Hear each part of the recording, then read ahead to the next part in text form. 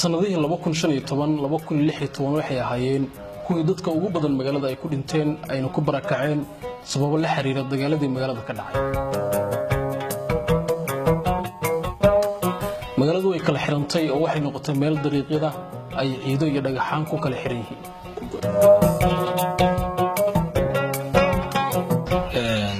dagaaladaas waxaan ku xasuustaa iyadoo magaalada ay ka jirto cabsi dagaal ayaa nin wari ah wuxuu idaacadiis ka akhriyay warbeen abuur ah oo uu leeyahay dhinaca idaacadiis ka shaqeynaysa dhinaca kale waxa uu yimid ciidamo badan iyo gurmad dadka shacabkaana waxa lagu baaqay ayuu yiri inay magaalada ka baxaan maadaama bari cabsi dagaal ay jirto.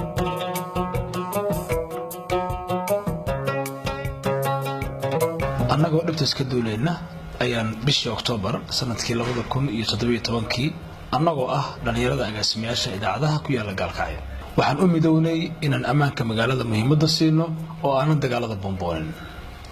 arrintaas waxaa ka dhashay in dhowr jeer isku dhacyo ay magaalada ka dhaceen oo aan ka aamusnay ammaankii magaaladana uu hagaagay isdhexgalkii iyo isku farnaantii bulshadana ay hagaagtay dhalinyaradiina ay midoobeen. maanta waxaan joognaa Gaalkacyo oo mid ah oo midaysan. dhammaan wariyaasha iyo bulshaduba waxay farxad ku dareemayaan in magaalada ay dhinac kasta isku gudbi karaan. alxamdulillah ayadoo intaasna dagaal ka dhacay magaalada.